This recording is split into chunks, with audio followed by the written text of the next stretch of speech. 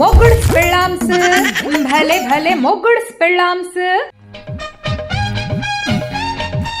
ఆడుతూ పాడుతూ పని చేస్తుంటే అలుపు సొలుపేమున్నది. హలో చెప్పవే త్రిష, పెళ్ళెప్పుడు చేసుకుంటున్నావు? ఎవరు నచ్చట్లేదే. ఏంటి, ఎవరు నచ్చట్లేదా? త్వరగా చేసుకోవే, లేదంటే ముసల్దాని అయిపోతావు. మరి నీ సంగతి? ఇంకా నా సంగతి అంటావా? పరిస్థితులకు తల వంచి ప్రేమించిన వాడికి అన్యాయం చేయక తప్పలేదే. వాన్నే పెళ్లి చేసుకోవాల్సి వచ్చిందే. ఇప్పుడు జీవితాంతం క్లీనింగ్, వాషింగ్ ఈ పనుల్లోనే బిజీ అయిపోయాడు. అది ఆయనకి జరిగిన అన్యాయం. నేను ఒప్పుకోను. ఏంటి, ఇల్లు తుడవడమా? కాదు, నీ తొక్కలో ఫ్రెండ్ ముందు నా పరువు తీయడం.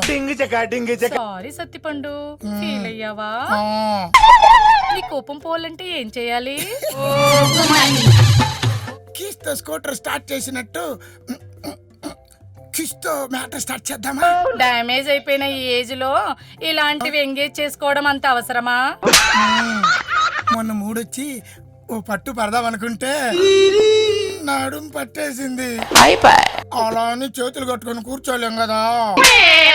ఆ రోజుల్లో ప్రేమ ప్రేమ అంటూ నీ చుట్టూ తిరుగుతూ చిత్తకార్తె కుక్కలా నువ్వు నా చుట్టూ తిరుగుతూ. కంటిన్యూ నువ్వు ఆ ఫీల్డ్ లోనే ఫిక్స్ అయిపో. నేను ఇప్పుడు ఫ్లాష్ బ్యాక్ లో యంగ్ పండుని.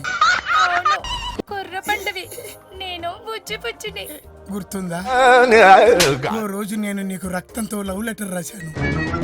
ఆ మర్నాడు నేను ఒంటరిగా పువ్వుతో నిలబడ్డాను. ఏంటి, దారి కడ్డంగా నిలబడ్డావు? నన్ను రేప్ చేయాలని చూస్తున్నావా రాస్కెల్?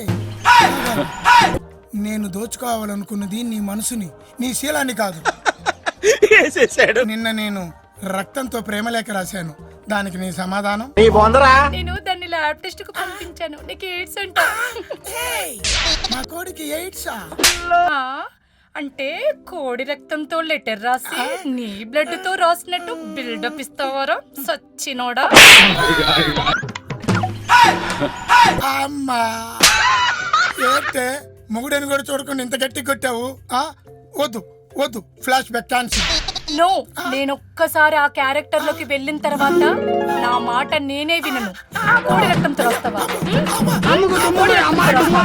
కోడి రక్తంతో రాస్తావా? ఈ ఎదవకి ఫ్లాష్ బ్యాక్ కావాల్సి వచ్చింది.